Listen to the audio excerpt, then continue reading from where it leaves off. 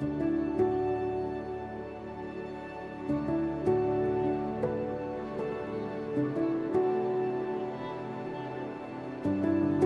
evening, everyone. I am Ann Rooney, president of Loyola University Chicago.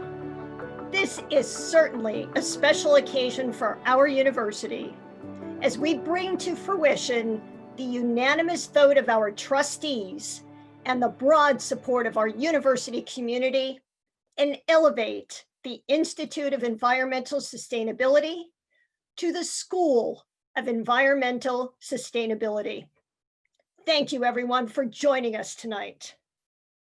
I am especially grateful to our donors, alumni, and advisory board members for your continued support, generosity, encouragement, and engagement.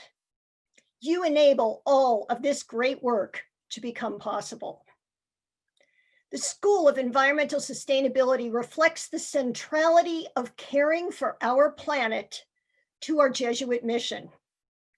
It is one of the 4 universal apostolic preferences for work sponsored by the Society of Jesus and articulated by Father General Sosa.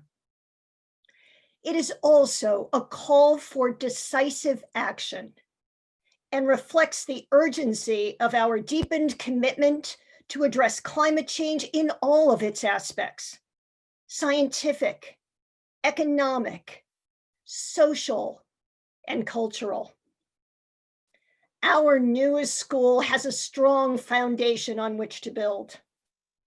Knowledge, expertise, and advocacy provided by the Institute of Environmental Sustainability have been woven throughout not just our academic and research programs, but throughout our campuses and even our global centers. Working with partners across the university and broader community, Loyola Chicago has made substantial commitments to environmental sustainability that have created a campus culture centered on care for the environment. Loyola's success in environmental sustainability initiatives starts at home. Through IES's leadership, we have implemented practical solutions and long-term change. First, by lowering our campus environmental footprint through building energy efficiency, rainwater capture, innovative central heating and cooling facilities, landscaping, and even waste practices. Second, by calling the community to action through academic programming at the School of Environmental Sustainability and in the university core curriculum, in which all undergraduate students, regardless of the major, are required to take courses in global environmental issues. Loyola consistently ranks in the top 5% of the greenest campuses in the country. And our university carbon action plan enables us to achieve carbon neutrality by 2025. In recent years, major climate events have left countless human health emergencies in their wake. We must better prepare for these emergencies and continue to pursue the science that drives innovative solutions. Climate change is a human rights issue, an economic issue, a public health issue, and a national security issue. Climate change must also be recognized and addressed as a moral issue, both individually and collectively. Sustainability is written into our mission and into our collective calling. It articulates the university's aspirations to act more for transformative justice by contributing to a more just, humane, and sustainable world.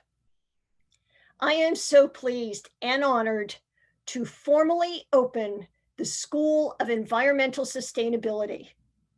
Here we will connect and share our knowledge, put our hearts and minds to work, and move toward deeper insight and innovation on behalf of our planet and its people. The vision outlined by Pope Francis in his second encyclical, Laudato Si, on the care for our common home, is a critique of consumerism and irresponsible development, of environmental degradation and global warming.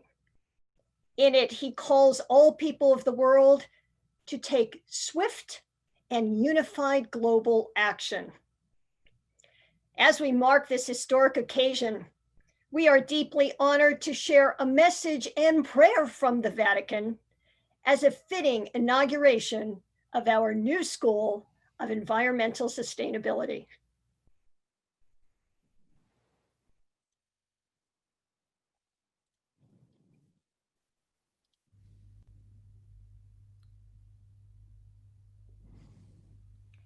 Hello, I'm Father Josh from Kuritadum, and I serve as the coordinator of the Sector on Ecology and Creation in the Vatican Dicastery for Promoting Integral Human Development.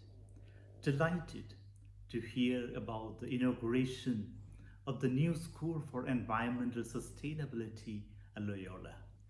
You have been leaders in the area of environmental care, and I pray that the new school may take your leadership to even greater heights in responding to the cry of the earth and the cry of the poor and the cry of our children and future generations, as Pope Francis invites us in Laudato Si.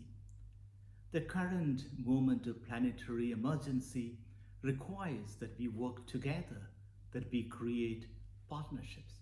So do count on us. Let us work together. Let us walk together. And may God bless our journey together. Thank you very much.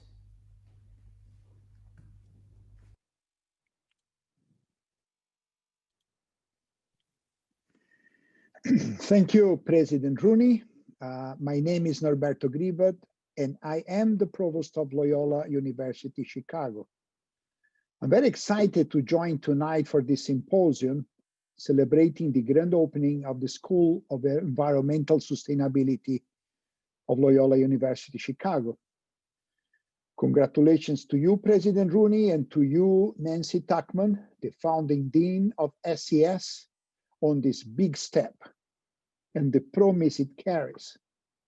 I know how hard you have both worked to help the school flourish. The new School of Environmental Sustainability is one of several academic units at Loyola structured to focus in interdisciplinary ways on the most urgent and vexing problems of our century. One of those urgent and complex issues is climate change. For Loyola, addressing climate change is an ethical imperative in the face of a moral catastrophe for the poorest inhabitants of the world. The complexity of the global environmental problems that we face, like climate change and the loss of biodiversity, requires a truly interdisciplinary faculty, a truly interdisciplinary research agenda, and interdisciplinary curricula for us to address these problems. These are urgent scientific questions, but the damage to our biosphere extends to all of humanity and human endeavor. Sustainability intertwines with social, cultural, economic, educational, and policy questions that require active collaboration among disciplines, departments, colleges, and schools. Only in this way do we arrive at solutions equal to the problems. Like our Parkinson School of Health Science and Public Health, the School of Environmental Sustainability will convene expertise from a broad range of fields inside and outside the university to address the environmental crisis and its root vectors and causes. One hallmark of the leadership in environmental sustainability of Loyola University Chicago is the long-term collaborations between SES and our facilities department, which has helped to transform Loyola into one of the greenest urban campuses in America. Leading by example, SES has exemplified how to practice what we teach. To conclude, although I shouldn't say this at a Catholic and Jesuit university, what can I do? I am bursting with pride for SES. The SES is the first ever school dedicated to environmental sustainability among the 211 Jesuit institutions in the world, and the only one in Chicago. So thank you for your interest and your attendance tonight. We are deeply grateful for your engagement and support. If you are excited about this movement to help deepen and advance solutions to environmental challenges and educate future generations of leaders like those on the panel tonight, Loyola University Chicago is the place to be. Now, it is my pleasure to introduce Nancy Tuchman, the founding dean of the School of Environmental Sustainability, who will serve as the host and co-moderator for what promised to be a fascinating discussion on the challenges and opportunities that lie ahead in combating climate change. Nancy. Thank you, President Rooney and Provost Grzywacz, for your remarks, and to the registrants who are here with us virtually. It's really my pleasure to welcome you to the School of Environmental Sustainability's grand opening celebration. Launching a new school is a milestone accomplishment in the university's 16-year sustainability initiative.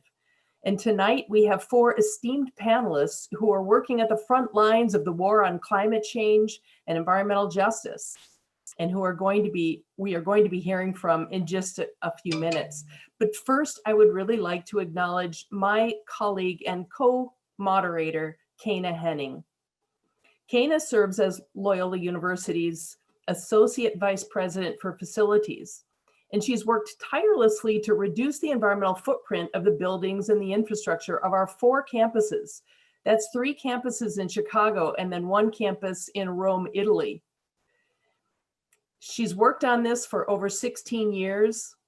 And I would say because of the combined efforts of people like Kana Henning, Wayne Majars, Peter Schlecht, Aaron Dernbaugh, under the leadership of our university past president, Father Michael Garanzini, and our current president, Dr. Ann Rooney, as well as Provost Grzywacz, Loyola consistently ranks in the top 5% of green campuses in the nation.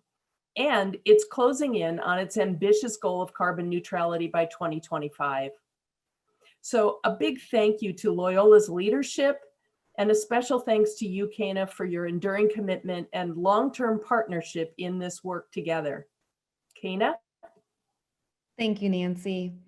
You know, early on, we knew that our campus environment had to reflect what our students were learning in the classroom, that our students had to be proud to be a part of a campus that takes environmental justice seriously, and that they expect us to quite literally put our money where our mouth is. And the partnership between facilities and the now School of Environmental Sustainability demonstrates that we recognize and take personal responsibility for the impact that our decisions make on the health of our environment. It takes a team of consultants and experts who continue to push us to be innovative and creative in our building and engineering design. And it takes leadership of the university to not shy away from making bold commitments to sustainability. So I thank you, Dean Tuchman and Provost Grzywacz and President Rooney for your commitment to this critical and important work. Thank you, Kana. And now we're going to hear from our exciting panelists. We're aiming for 4 rounds of questions, followed by about 10 minutes of question and answer from the audience. So I will go ahead and start with round 1. Introducing Bill McKibben. Bill is one of the most impactful environmentalists in America. He is author and journalist who has written extensively on the impact of climate change. He is the Schumann Distinguished Scholar at Middlebury College in Vermont and founder and senior advisor of the international climate advocacy group 350.org. which in its 11 years of work has grown in its participation, starting from Middlebury College, to being a global organization that includes nearly every nation on the planet, if not every nation on the planet. In testimony for the terrific work that this organization under Bill's leadership has done, you remember last year in October, the global climate strike saw a record 7.6 million people around the globe taking to the streets to strike for climate action. The largest advocacy event in human history. And this really just goes to show how important it is to get people to educated and to move them into action. So Bill, thank you for your phenomenal leadership. Through your writing, your public speaking, and 350.org efforts, you've increased awareness and called people to action on a global scale. In your estimation, how far have we come, and what are the levers that must be pulled in order for us to save the planet's climate system? Well, first of all, let me just begin by saying such congratulations on this occasion. I serve in the Environmental Studies Department at Middlebury College, which is the oldest environmental studies department in the country, and we send our congratulations to this celebration. I've had the opportunity to get to speak at Loyola over the years, and I know that the faculty and the students will make of this an enormous success, as they must, if for no other reason than it's what Pope Francis has, without any equivocation, demanded of every Catholic and every Jesuit in this world. So such a great occasion. Look, it's the right moment for this. I was talking today with Jim Hansen, our greatest climatologist in the world, and he says it's pretty clear that 2020 will in fact be the hottest year we've ever recorded on the planet. It comes after a brutal season of fire and flood around the planet that's affected, as always, those who did the least to cause the problem that we're in. This crisis is at a literal boiling point. And the good news that comes with that is that there is also now a movement to try and match that crisis. It's grown up over the last 10 years. It's taken many forms, from the resistance to pipelines and infrastructure projects, continuing tonight in the upper Midwest, where 14 of our indigenous colleagues were just arrested on the banks of the Mississippi trying to stop Line 3, to the huge divestment movement that's become the biggest effort of its kind in history. We're at about $15 trillion now in endowments, with Georgetown being one of the latest additions to this total. So people are fighting back hard. The next decade will be decisive, because that's the last period of time in which we're going to have real leverage in order to determine how high the temperature of the planet eventually settles. Thank you for that. And you inspire us to divest. We're working on it here at Loyola. Good to hear. I would love to introduce Fabio Pettinati. Fabio is the VP of Supply Chain at Barilla America. Everybody knows Barilla. Tricolored rotini pasta is my favorite. His responsibilities include the planning, the procurement, manufacturing, logistics, and customer service functions in the Americas, Central North America as well. In his role, Fabio oversees all operational activities aimed at reducing Barilla's environmental footprint, from farming practices for the farmers that grow the wheat that they use, all the way up to the functions in the manufacturing operations and logistics as well. Fabio, many people believe that one of the biggest levers to reducing our impacts on the environment will come from leadership within the big corporations. Since care for the environment and care for human health are embedded in the foundational mission of Barilla, would you share some examples of how Barilla leads this movement by reducing its environmental footprint and producing clean, chemical-free food? Before answering the question, let me also congratulate you and everybody at the Loyola University for this remarkable accomplishment. Setting up a new school is definitely a big milestone, and I had the privilege of visiting the department with you not too long ago. I was really speechless. I mean, your students are so lucky to have such a wonderful place where to learn about environment and bring those learnings back to their job after finishing their school.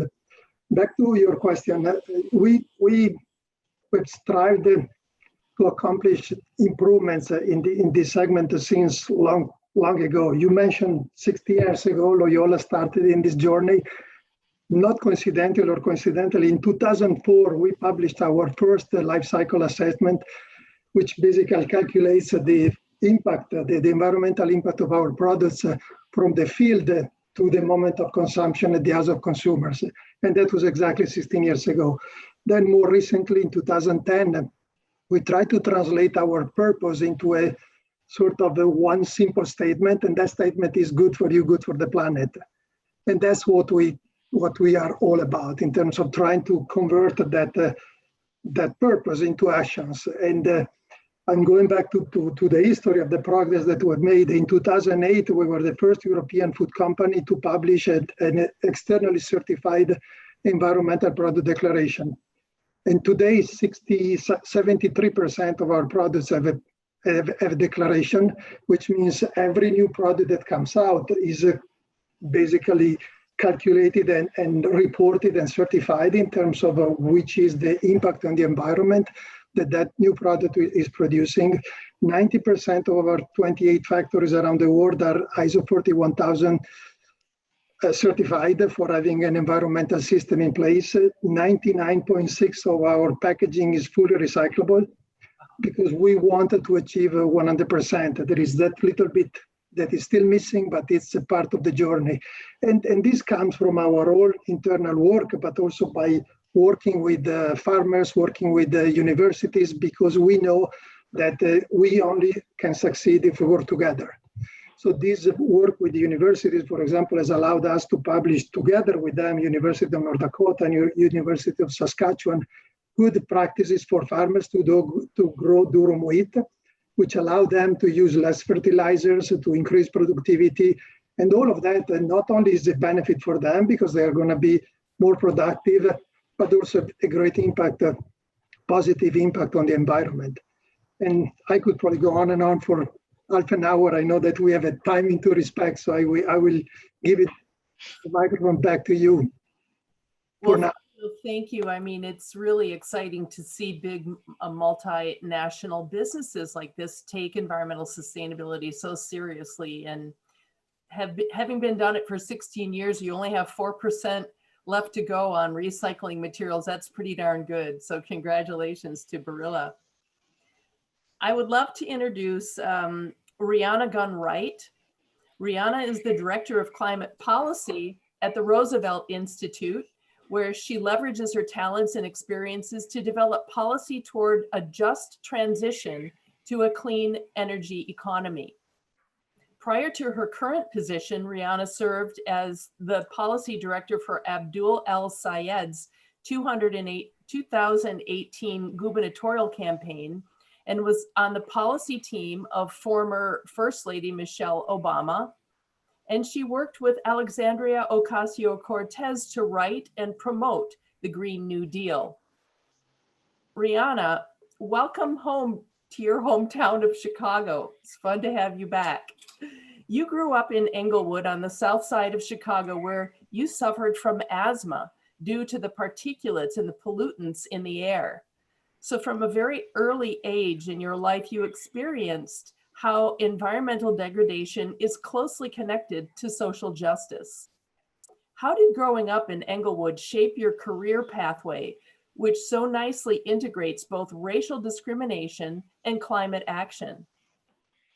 Thank you, Dean Tuchman, and it's an honor to be here, and congratulations. It's really exciting to have a School of Sustainability or at least another one in Chicago. So I'm really super pumped about that. As far as how growing up in Englewood affected my work trajectory, it was in a couple ways. I didn't start out in climate policy because of my experience with asthma, but I stayed because of that. So I had asthma growing up. And it was so common that actually my family thought it was a childhood disease that you just sort of grow out of, because there were multiple kids on my block with asthma. And I was out every year, basically from like 4th grade through middle school, every spring, because I would get sick. And that was relatively mild for my neighborhood. Kids went to the hospital a lot, regularly.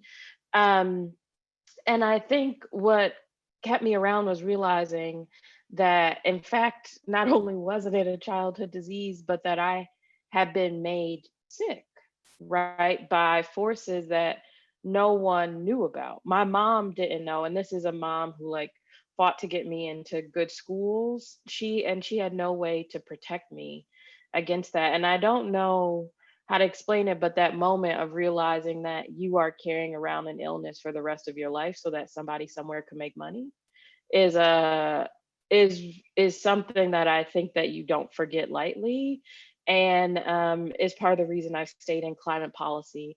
And then I think sort of more broadly, it made me want to work on policy, because I feel like from a very early age, I got the sense that a lot of people that I knew were in situations that they were in because of the conditions that were set by the policies around them, by the policies that decided how to fund the schools, by the policies that decided that we were zoned, right, for industrial use, right, or any number of things. And I had to go away for school pretty early, and from a really early age I knew that I wanted to serve my community, but I'm not an activist. I don't like protests. I start asking about where people got facts. It's really just not a good look. And so I realized that there were a few paths. One was to confront it directly as an activist, but the other was to try to change what was happening by changing the conditions.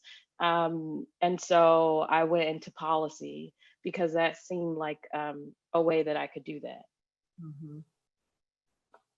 And policy is such an important lever, to moving activism into actually affecting change. So thank you for that. Oh, go ahead.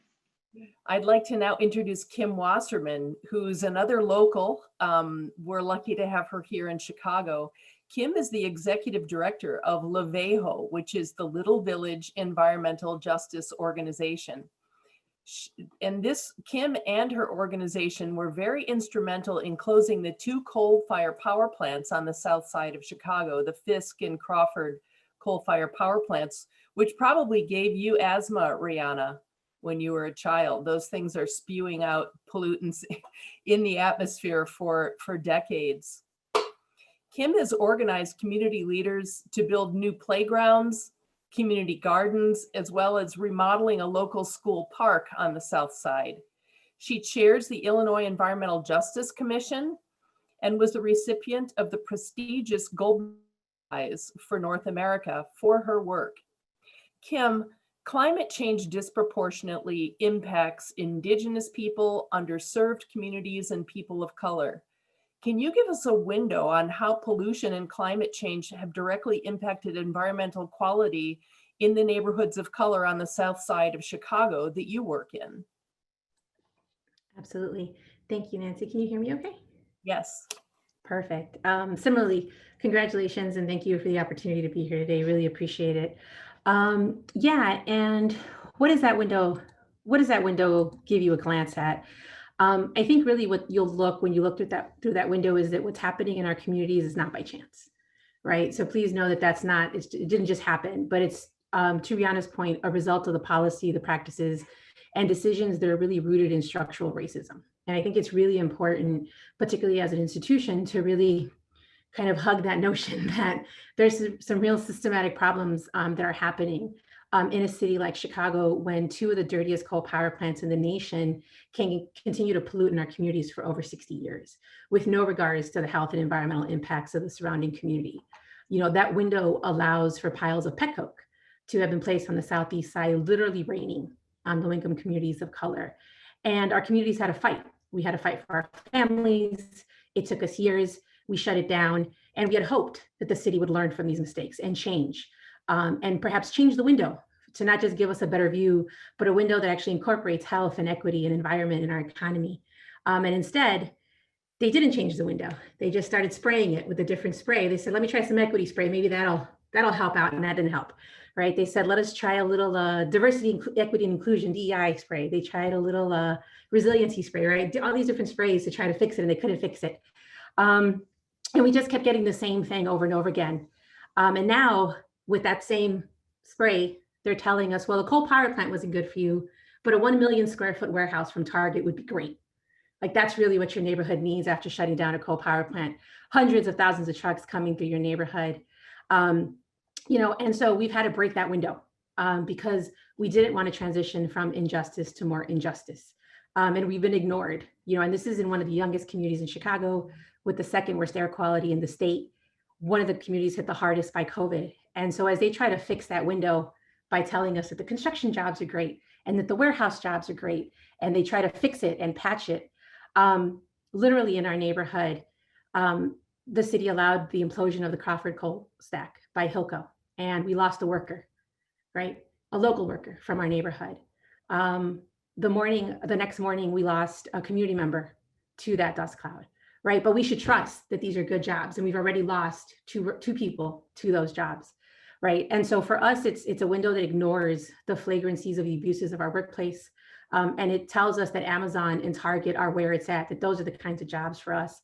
And so we continue to break that window because, to Bill's point, our home is burning, and we're not going to fall for jobs versus the environment. We know the types of jobs we want, and we want in our neighborhood, and we want them to be inclusive and not extractive, because we recognize that we need to put out this fire.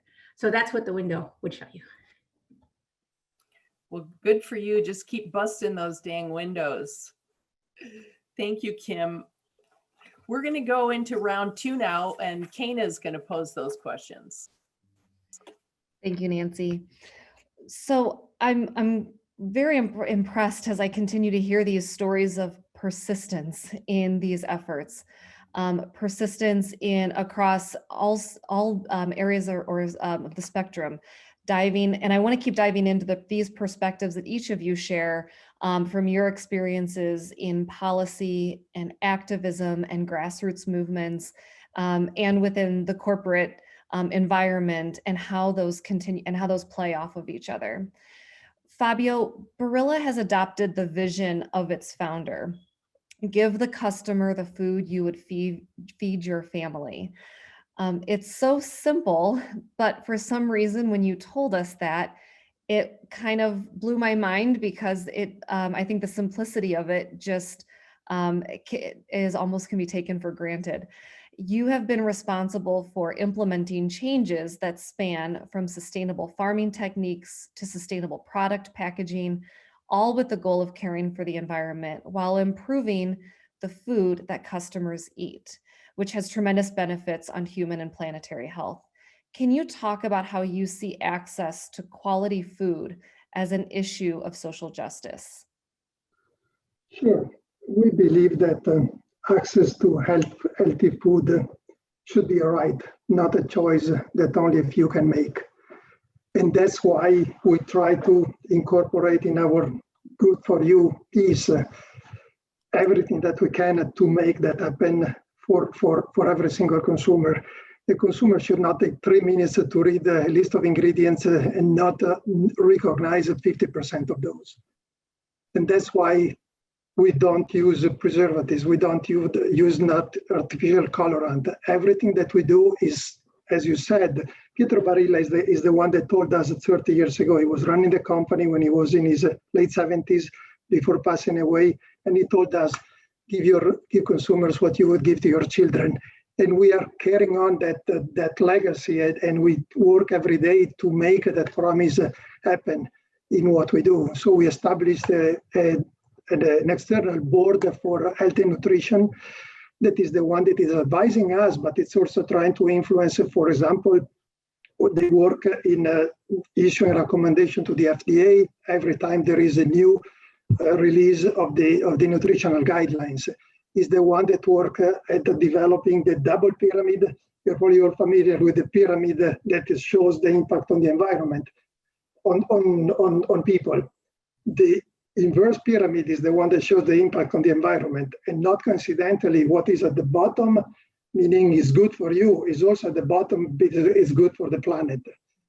So we suggested people to follow the Mediterranean diet, not only because it's healthy for consumers, but also it has the lowest impact on the environment. So it's a win-win. It sounds simple, but I mean, if you don't connect the dots, what you do not always translate into something that achieves that goal of doing good for the people, but also good for the planet that we need to save.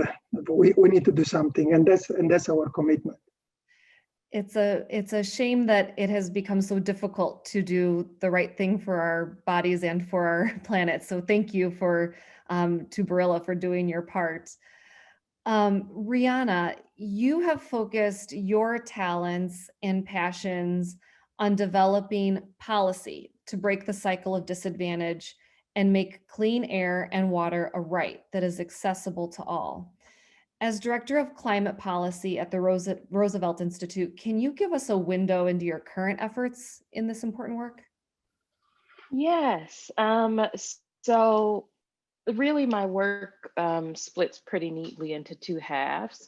So the first half is putting out ideas and evidence that support an approach to climate policy that centers environmental justice and economic policy, as well as a strong role for the public sector. And so, for instance, just recently I was the lead author on a report about green stimulus that makes an argument that stimulus policies there's no climate neutral or carbon neutral stimulus policies. When you're moving that much money, particularly at once, you are making economic decisions that will last for decades. And we did that because we know that, for instance, a lot of folks might love the idea of green stimulus in the abstract, or trying to design stimulus that invigorates the economy and helps decarbonize.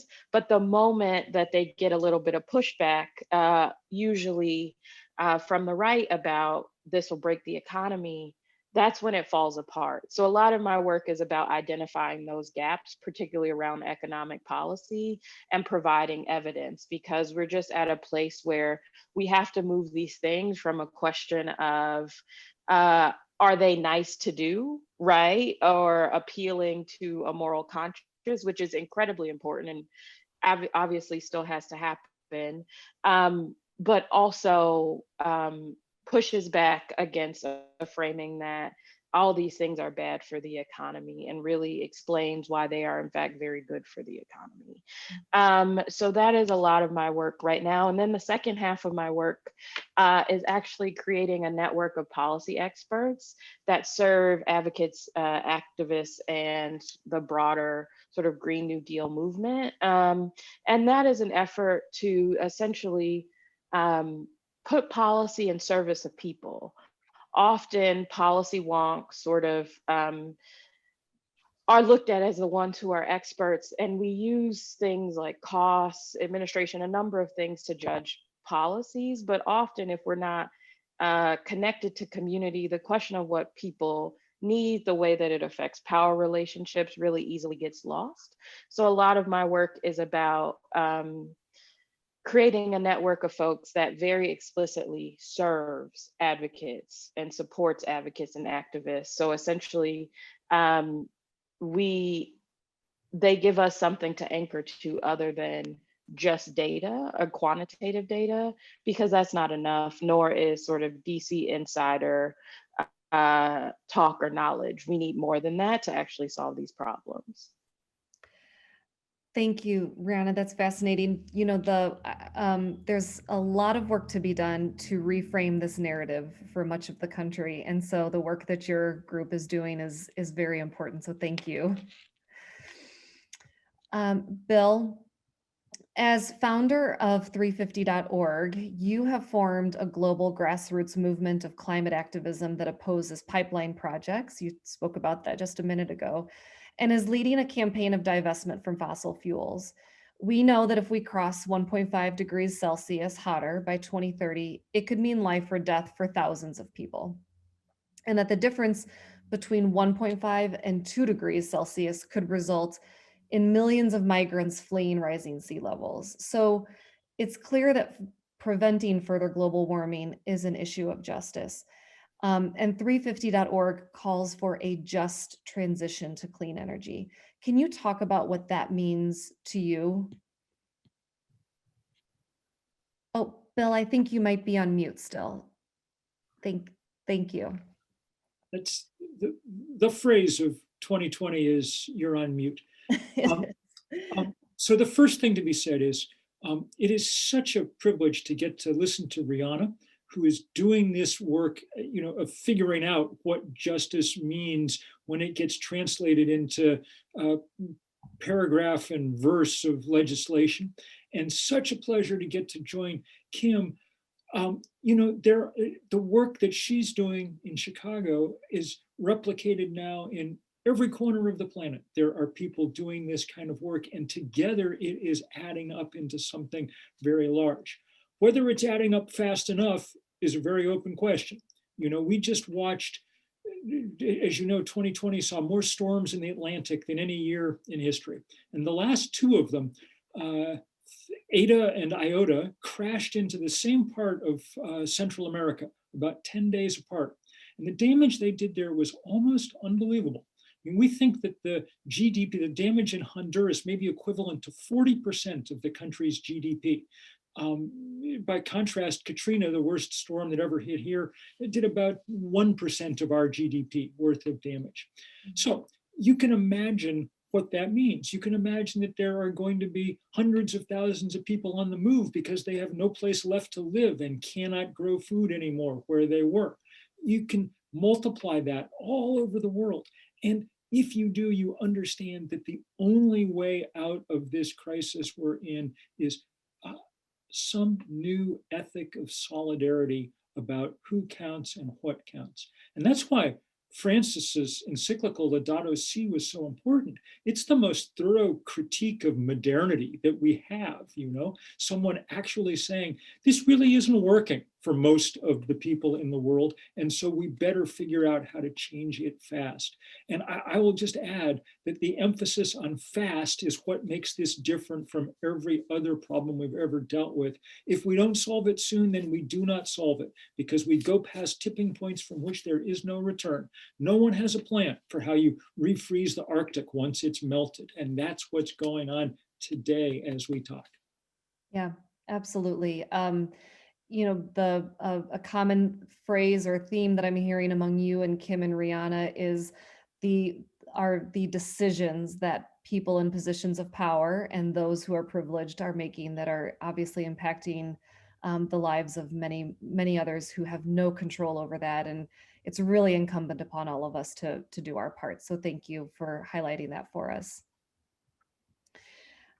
Kim, as the Little Village Environmental Justice Organization's executive director, one of the many important projects you led was the coalition of partner organizations that led to the closing of the Fisk and Crawford coal-fired power plants. And for many years, as we know, those had spewed particulates into Chicago's South Side neighborhoods. And for this work and more, you were awarded with the prestigious Goldman Environmental Prize in 2013. So many of the successes of LVEJO have depended on strong community organizers and leaders like yourself, as well as partnerships with other organizations that have similar goals. What would you say makes a good partner in this important work? Thanks for that question. There's a couple things that I would say to make a great partner. I would definitely encourage folks to check out what are the Jimenez principles of democratic organizing and the environmental justice principles. And I share that because it's important for folks to know that in communities of color, in low-income communities that are at the front line of climate change, folks not only know what's happening and probably know how to fix it, but they're working from a space of value. They're working from a space of principle, and it comes from our history in this country. And so it's really important for folks to not only understand, like, when you come, if you're not down with the HMS principles or environmental justice principles, then our communities are probably not the best place for you. To Bill's point, because what we are talking about here is systematic racism. It's understanding that structural racism is part of the problem. It's understanding that capitalism, it's part of the problem, right? So it's really about listening and censuring those most impacted, right? What our communities don't need is for folks to come in and tell us what's wrong and how to fix it. And that's what a lot of us, our communities, have been used to, is being studied. And we have no ownership over that research. We have no ownership over those pictures and what that fundraising is actually bringing to bear to these organizations. So it's important for folks to come aligned with the principles that our communities already have. It's also important to be able to share with resources. You know, we spend a lot of time negotiating with institutions around ownership of data, consent, and what does that mean? Recognition of harms and accountability, right? A lot of our communities have a messed up history with a lot of institutions. And if we can't acknowledge that and start from a place of that acknowledgement moving forward, then we're already, I think, starting from a deficit. You know, I think it's important to make sure the folks know, right? If you say you're down with justice, that means hearing what community is saying about defunding the police. Here in Chicago, it's supporting our young people when they say they want Chicago Police Department out of their schools, right? It's not telling us what you think we want to hear, but it's literally censoring what it is that we do, or what we are saying. And again, it speaks the truth to realities of capitalism and demanding system change. And my hat goes off really to the Pope and his team for being able to speak to that in such a way that I think just really brought the light out on what is happening and really put the test to where people put their faith and what they believe to be right versus what is actually right in our communities. And so I think that's what I think of when I think of, you know, what makes a good ally. Mhm. Yeah, having the courage to sit back and listen to the communities themselves. Agreed. Thank you very much, Kim. Thank you. And Nancy, I think you'll take round 3. Okay, here we go with round 3 of questions.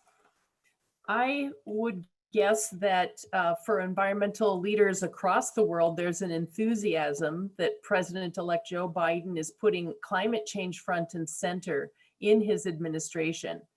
He designed a new cabinet position, the Special Envoy to Climate, and he's also come out with a $2 trillion clean energy and environmental justice plan. So this series of questions is going to sort of look at what can we think of, you know, in the next 4 years, at least, with this new administration coming in, really focusing on climate. Can we start with you, Rihanna? You played an exciting role helping Alexandria Ocasio-Cortez to develop the Green New Deal. And for those of us that may not be completely familiar with what the idea is, can you sort of give us a thumbnail sketch of how the Green New Deal integrates caring for our planet and thriving of all people? Yeah, absolutely. So I think this goes back to something that Kim said about this being about systemic racism. And so I think it's important to recognize and to just acknowledge that when we created the Green New Deal, it was based on analysis of the climate crisis that identified the crisis not only as a result of emissions and technical decisions and market forces, but of legacies and systems of oppression and extraction. And I think it's really important, the things that Kim is saying, because we have to recognize that systemic racism has played a part both in, particularly around the fossil fuel industry, of not only allowing the fossil fuel industry to operate as long as it has, but to allow it to extract at the levels that it is extracting from. There is a reason outside of just zoning that most fossil fuel facilities are in poor neighborhoods of color.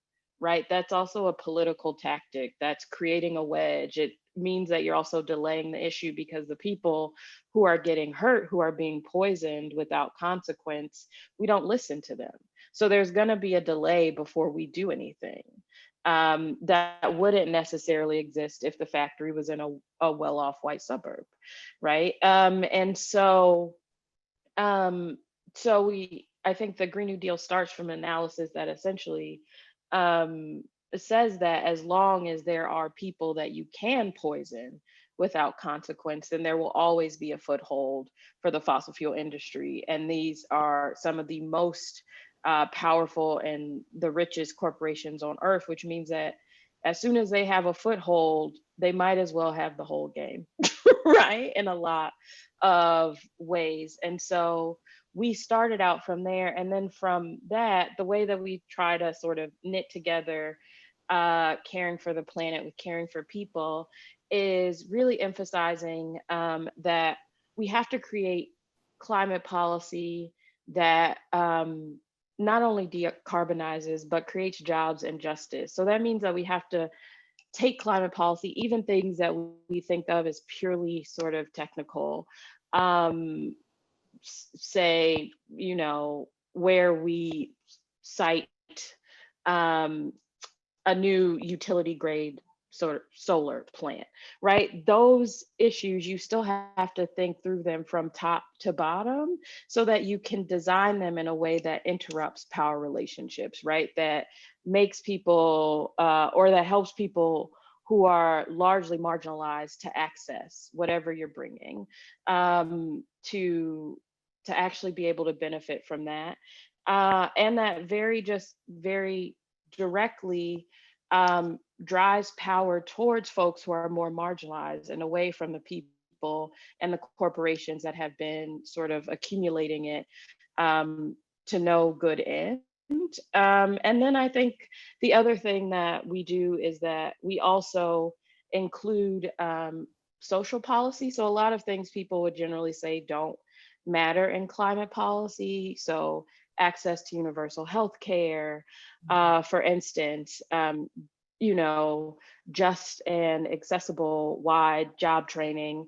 And all of that is about creating a more just economy and society, because those are the things that we need for everyone to participate in any sort of large scale decarbonization. Otherwise, the jobs, the money, and all of the benefits are going to accumulate to the people they usually accumulate to. So similar to essentially saying there's no climate neutral stimulus, we're also saying there is no race or gender neutral, et cetera, climate policy. Yeah, how closely those two issues are intertwined.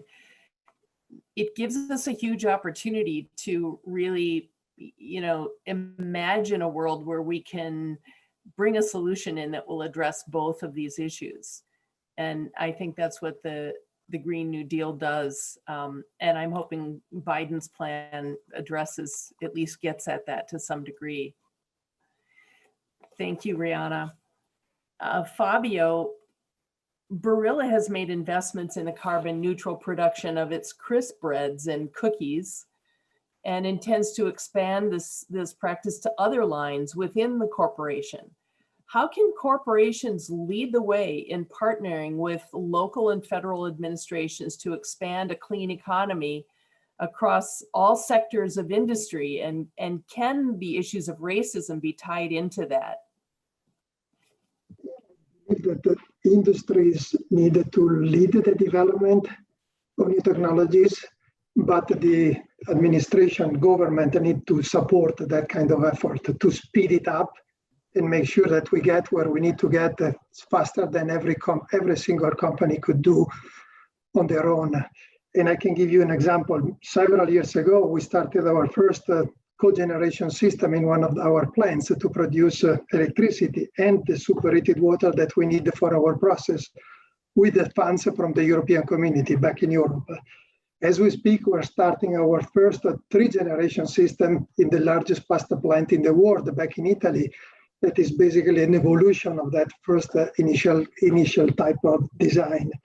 And at the same time, in a different plant, but with the same goal of going even greener, together with another pool of European high-tech companies, we are testing a concept of using solar energy to heat microparticles of ceramic that would reach 1,000 Celsius and basically hold that energy that is then transferred through heat exchange to the superheated water that we need. So that's device, if we want to call it a device, would give us the opportunity of having superheated water just from the energy of sun. That project is a double-digit million euros investment, and the European community is subsidizing it at 70%. So this is the type of effort that we would like to see, and I hope that the Biden administration will kind of use the same type of mindset as the European Commission has done with their own Green Deal. If you don't, if you're not part of this kind of technological development, you will not reach the goals of they wanted the European community to be carbon neutral by 2050.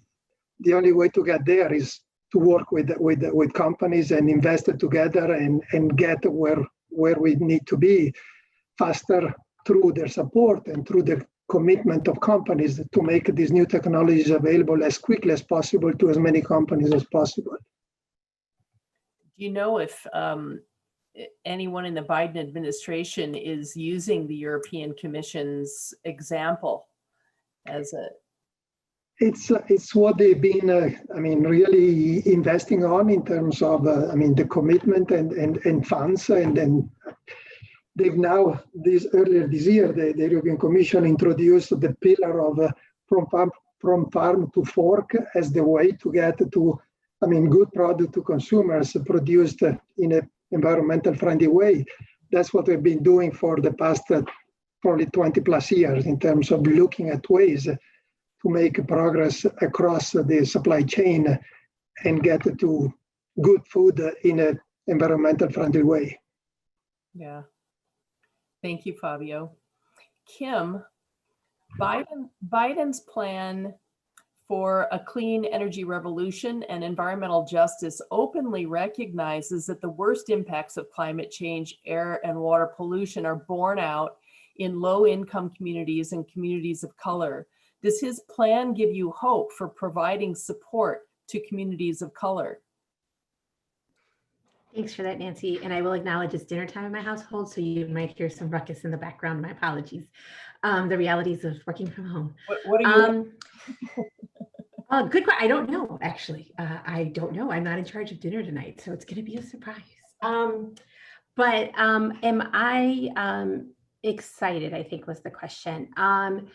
I'm nervous. I will not lie. And I think I'm nervous because when I hear that our former mayor, Rahm Emanuel, might be on the administration, I have a lot of alarms and bells and whistles because I don't think that's the right move. Nor do I think that our current mayor, Lightfoot, is the right move either. So I just kind of want to be straight with the fact that, I don't think our two former mayors are the right people for any type of positioning in the Biden administration, given their record of environmental racism in Chicago. I think the second concern I have is whether or not this administration is truly going to center environmental justice as part of its administration or just give us lip service. And I say that because we see somebody like Bezos releasing $9 billion right into the climate movement. And what does that actually mean for frontline communities when it's the big greens that are getting that funding? I worry that it'll be checkboxes of diversity, equity, and inclusion versus actually deep rooted work around environmental justice in these institutions. And I worry that we will be looking at another 4 years of potential techno fixes, right? We don't want to see more carbon markets. We don't want to see any greenwashing. We don't believe in clean coal, right? And this is really a question of, even in a city like ours, yes, electrification of our fleets is important, but what are we doing right now to reduce the harms in our neighborhood? And so I have concerns that this administration might want to just Band-Aid around environmental justice really versus truly being rooted in making that happen. And so I'm hopeful. We see a lot of folks in DC, we see a lot of great platforms that have come out. We see a lot of great policy, thanks to folks like Rihanna and others that's being written. But my concern is that as this administration gets settled, again, that we're not bought into faux solutions or techno fixes, but truly rooted in community. Thanks, Kim. You know, Bill, I'm just going to jump in and ask you what you think of this Biden's plan and where it's going to go. Well, first thing to be said is that we don't know quite how much scope Biden's going to have. Voting started today in Georgia, and it's awfully important in lots of ways. If nothing else, for those of us who are Christians, the idea that someone who is in Martin Luther King's pulpit might end up in the US Senate is will be one of the most remarkable developments in a long time. So I'll just say, I've been sending what money I can find off south to Georgia, and I hope people figure out how to help there. It'll make a big difference if Mitch McConnell's not in charge of the US Senate, as opposed to how much can get done. That said, even if the Senate's 50-50, I'm afraid we're not going to be seeing all the things, I don't think every bit of Rihanna's work is going to come to pass right away, because we're going to have Democrats like Joe Manchin in West Virginia and things who are going to be make it hard to do work on the scale we're going to be doing. I'm somewhat encouraged, though, that the Biden administration is figuring out how to do all kinds of other work around the margins. The kinds of things that you can do by executive action and things. And I think the most important, or some of the most important of those, are going to come in actions that get taken at the Fed, at the Treasury, and at the SEC to figure out how to put real heat on Wall Street. There are two power centers, I think, in our nation. One is Washington.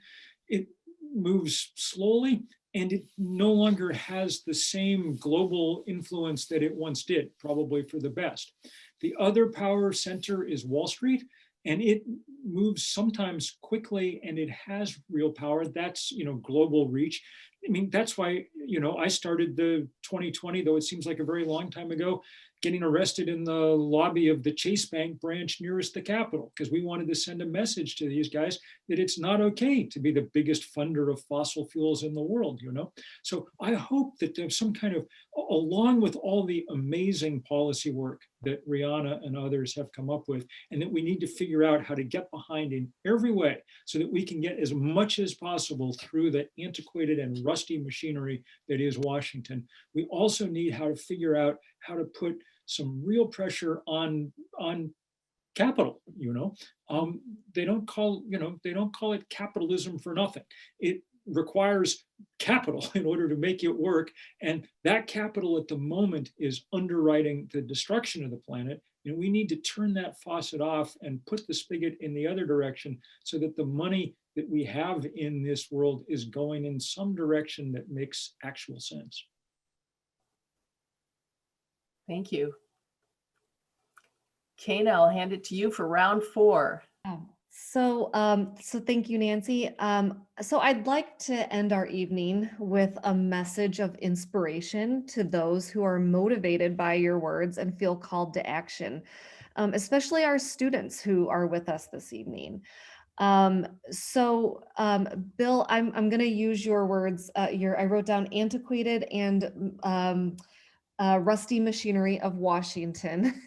If that is not the where the wheels of motion are going to be can be felt, I'm curious about your what advice you would give to our students. You've been mobilizing activists for over 10 years. And many of whom are youth who feel abandoned by the government and the older generations who are not taking climate change seriously. So I'm curious what advice you would give our students. Well, the first thing I would say is that young people need no advice in this realm, really. Young people are leading the fight now all over the world. Sunrise Movement that, comes out of the divestment campaigns and comes up with the Green New Deal and does the activism behind it. Or the even younger people in high school and junior high school, people know about Greta Thunberg, and they should, because she's great. She's one of my favorite people to work with. But there are 10,000 Greta Thunbergs around the planet and 10 million people following them. And it is amazing to watch how they're changing the discourse. Students there in Chicago can throw down with people like Kim and figure out how to do this in very nitty gritty ways, because that's really, where so much of the work gets done. But then we need these coalitions and networks so that a couple of times a year, we can come together as a movement and make a splash on the national and the international scene so that we can push the kind of policies that Rihanna's coming up with, so that we can force, the governments that gather in Glasgow next December for COP26 to actually do something. I think the thing I would say above all is, you don't need to feel, and you should try not to feel kind of lonely and alone in doing this work. It's not up to you, and it's not up to you, the most important thing is not for you to make your own lifestyle perfect or whatever it is. At this point, the most important thing an individual can do is be a little less of an individual and join together with others in movements that are large enough to actually bend our political and economic systems in the ways that they need to be bent. Yeah. Being able to know where you have the greatest impact is I think what everybody's question is, where can I have the greatest impact? So thank you. Kim, your work at LVEJO engages so many youth. Your own children have grown up being youth leaders and activists. So what is your advice to youth? What do you tell your children and other students about where they feel that they can have the greatest impact in this movement? Thanks for that question. And I totally have to agree with Bill. I don't actually have a lot of advice for them. I think young people know where it's at. Young people can smell, excuse my language, bullshit a mile away. You know what I mean? And so they know what's up. I think I really speak to the adults in saying that we need to learn to check ourselves when it comes to working with young people. We need to learn to center them, hear what they have to say, and trust that they're going to lead us in the right direction. I really encourage folks to learn about adultism. And how we actually limit young people from achieving their leadership potential by putting our own hangups around what it means to be a young person on them, and not just trust that they know what they're doing. And so I really, I don't have a lot of advice for young people except to keep up the fight, and know that you are heard, know that you are trusted. Who takes care of us? We take care of us. I think that's really important to lift up as part of what we're hearing on the streets in Chicago. And so I just really encourage folks to not let your limitations of how you view young people to let you from being able to work with young people. Young people deserve to be centered. They deserve to be to come to us and let us know what it is, so that we can work in alignment with them. So just really want to encourage folks to not miss out on that opportunity to humble themselves and figure out how to best lift up what our young people are saying. And again, it's not to change the messaging. Again, they know what they want. It's a question of centering that and lifting that up and supporting that to the best of our ability as adults and good allies.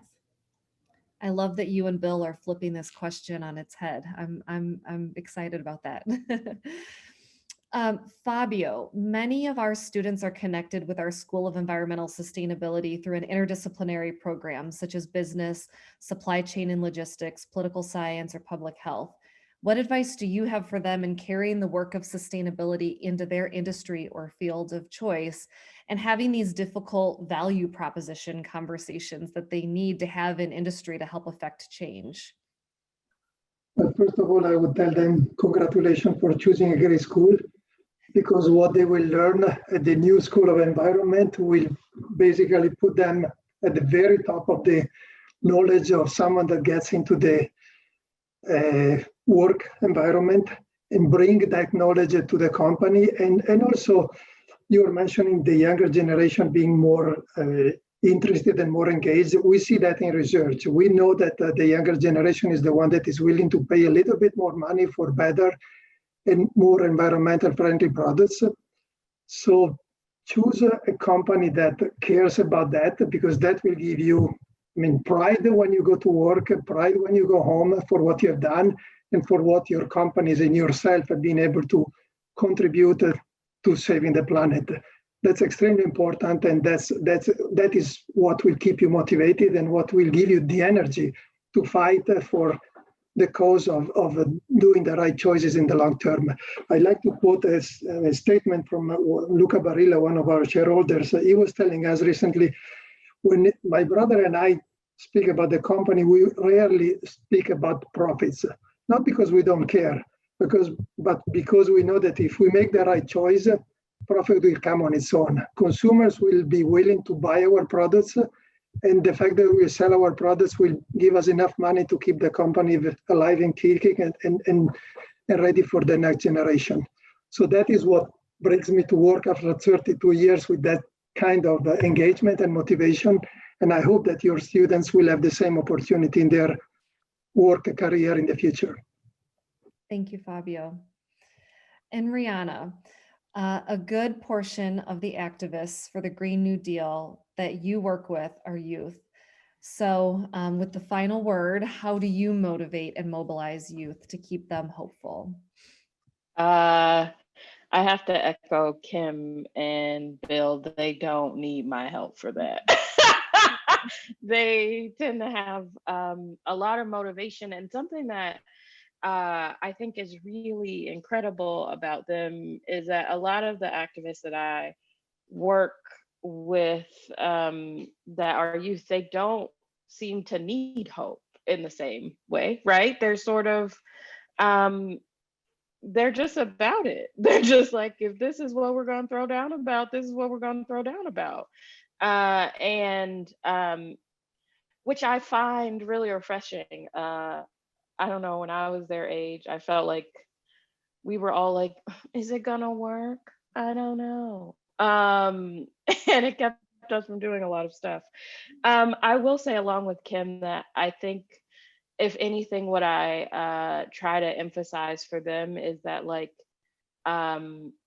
it's okay to feel outmatched, right? Like, none of us can do this individually. If this could have been solved by one clever person, it would have been.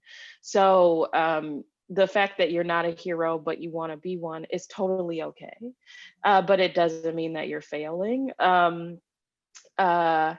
You know, to take care of themselves mentally, particularly, and then to really try to block adults that won't be particularly helpful for them, and try to talk to the adults in my life that look down on them, right, about changing their attitudes, right? I mean, basically the things that we do to intervene when you have access to a particular group and you're part of them, and it's sort of your job to move them in a different direction. So that's what I do for adults. But for the youth, they're fine. Thank you. I appreciate it. Thank you all so much. And I know we have a few questions that our attendees have asked or would like to ask you. So I'll turn it back to Nancy. That's right. There's been a lot of really rich question and answer, and Ping Jing is behind the scenes there helping me pull out some questions. So let me start with this one. One of the participants says, my question is for Kim Wasserman and Rihanna in particular. What are the 2 or 3 key, or maybe most immediate steps that we can take to demonstrate and grow our commitment to dismantle ecological racism? Taking action that is bold and strong enough to really matter, to do enough given how little time we have. What would your recommendation be to people, just the most immediate things that we could do to break down structural racism and ecological racism? I would say, for me, it is, one, joining a local group that's already doing that. I just believe really strongly in attaching yourself to folks with the right principles who are already doing the work. Because one of the things that we don't have time for is reproduction, right? Unnecessary reproduction. So, and there's no shame in joining something and not starting your own new thing. So I would say that, and then I would say, really read the Hermes principles and learn about the foundation of the environmental justice movement. Because I do think if you are engaged in that work, it's going to come up, and it is really worth knowing the grounds on which you engage as an ally or a partner. I think that's really crucial before you even get started. Super helpful. Kim, you have anything to add? No, I think what I said earlier and what Rihanna said is right on point, so no, I'm good. Okay, well, thanks. I've got a question specifically for you, Fabio. Was there a key message that you provided to farmers that you believe were the most persuasive or successful in helping those farmers who are collaborating with you? This is from Alan Shannon with the USDA, and he's interested in your relationship with these farmers and what kind of practices that they're using now. Well, the practices are better ways of growing durum wheat. And I can give you a simple example. If you rotate durum with lentils, the lentils release nitrogen in the soil. So the year after, when you grow durum, you need to use a lower amount of fertilizer. Mm-hmm. So when they see the benefit in terms of, okay, I don't need to put fertilizer, it's saving me money, it's improving my productivity, why not? But many farmers come from generation after generation of tilling and then pesticides and then a seed and then fertilizer. You don't need to till anymore. So that is another way of saving some of the money that they used to spend. And that increases basically their and at the end of the day, if they understand that their crops can reach eventually more customers that are looking for that. We are working with farmers to reduce the usage of glyphosate. The glyphosate, we know that is probably not good for people. So we've done work on that as well to try to convince them that if you monitor the weather and monitor in a different way your crop, you may be able to harvest it without treating it. And we're getting good response after some initial challenges. So it's really a matter of education, and we're not doing this directly ourselves. It would be difficult, but as I mentioned, we worked with the North Dakota State University, with the University of Saskatchewan. We had them to be able to publish these kind of good practices that are available to all farmers. And then we work, of course, with the brokers, with the traders. We ask the traders, give me wheat with these characteristics, and we try to explain to them how to do it in a better way that is good for them, good for us, and good for the planet. That's great. Bill, I've got one for you that's really coming from adults, let's say 40, 50, 60 and over in age, who want to accompany youth in this movement and be effective at helping them, because the adults tend to be the ones with money and connections, but oftentimes, you know, are either not connected to the youth or don't know how to help facilitate the work of the youth. And so you've done this for a better part of your life, certainly the better part of your career, and just wondering if you have any words of wisdom for the adults out there that want to be intergenerational helpers. I'm actually really glad to get this question, Nancy. I turned 60 last week, and I'm stepping down at the end of the year. I'm going on emeritus status at 350.org, which I started with 7 college students 10 years ago. And the work I want to do in the years to come has a lot to do with organizing older Americans, because I actually think that people who are reaching retirement age are a really important demographic and constituency here going forward. In part because, we're generations that are about to become the first generations in human history to leave the planet a way worse place than we found it. And that's a terrible legacy. And I think there are a lot of people motivated to change that, to go back to work not only on questions around climate, but also around questions on race and justice, to try and clean up and take care of the things that we didn't take care of as we were coming along in our lives, And so I think that there's great promise there. And a big part of that, as both Kim and Rihanna were saying, is simply to be able to listen carefully to what young people are saying. On climate change in particular, young people have a particular moral authority. If you think about a university like Loyola or Middlebury or any place else, the basic, structure is old people tell young people things and they listen. And that's okay. I mean, because, you know, we've been around a long time and theoretically we've learned some things, and why not pass them on and so on.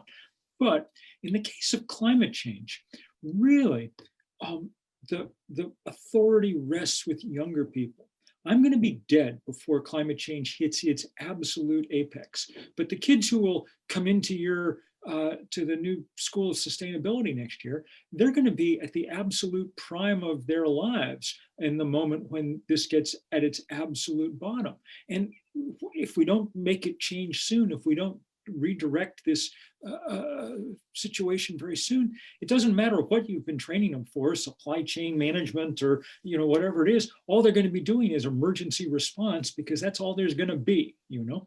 And so we need to listen to them very carefully and then go and work on that, carry that out. So I really am taken by, I've loved in the last few years getting to work not just with college students, but getting to work with high school students and junior high school students who are great leaders. I spent much of September writing college recommendations for people who I think of as close colleagues. They just happen to be 17 years old, you know. This is a really dynamic moment.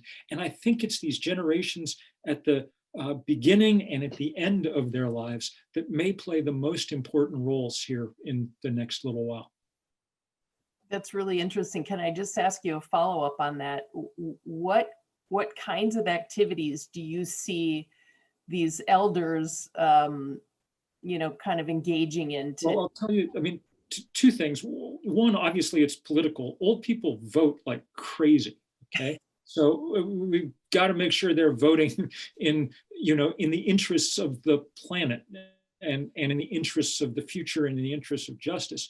The other thing is, look where money has accumulated in our societies. We're talking about baby boomers who, I mean, who had, compared to the generations that are following them, and Rihanna can check me on this, but I think it's true, had an economically easy time of it in comparison, and took an awful lot of the, you know, ended up with an awful lot of the kind of fruits of American prosperity. Well, that money needs to be deployed in ways that help, not hurt. And if you're a banker or an asset manager or something, you have to listen to older people, because they're the ones who have a lot of the money that, you know, for better or for worse, that's out there now. So that strikes me as another way to leverage the assets in the broadest sense of the word, of people who've reached a certain age. Well, thank you for that. And I want to thank all four of our panelists, and I hope everybody can give them a big round of silent applause. Yeah, it's just so terrific, not only learning what you're doing, but hearing your inspiration for the work that you do. You inspire us, you're all terrific leaders, and we very much appreciate the work that you do and what you've brought here to this grand opening event. So thank you all very much for serving on this panel. And I think now we're going to hand it back over to our president, Ann Rooney, who will be giving the closing remarks and telling you about our upcoming climate change conference. Thank you. Thanks so much, Nancy. And again, congratulations to you, all the faculty, the staff, and so many people who have been working in these areas in environmental sustainability, and now are really celebrating much of that coming to fruition, and also big expectations for our School of Environmental Sustainability. It's been a wonderful discussion and conversation, and it was often bold, affirming, and motivational for our youth, yes, but also for those of us that would be, shall we say, past our youth. And this conversation provides just a glimpse into some of the thinking and the actions that will really be driven by Loyola School of Environmental Sustainability. We see this school as being pivotal in helping us foster the work we really need to do together and across even traditional academic boundaries to address these urgent and complex issues of environmental and climate change. Thank you to our panelists and our moderators, Kana and Dean Tuchman, our teams that facilitated this discussion, and to everyone who connected with us tonight. We are deeply grateful for your passion, your engagement, and your support. This spring, we are anxiously anticipating our climate change conference, which will be held in a virtual format. The theme is accompanying youth to a hope-filled future, and will feature the voices of young climate activists from around the globe. Save the date, please, March 15th to 18th, 2021. So this coming March 15th to the 18th. And please plan to join us. It will be a phenomenal event. Again, to everyone, thank you for your interest and your great work and actions on behalf of creating a better world for all. Please stay well, and may you be filled with hope and joy during this holiday period and season. Thank you again, and good night.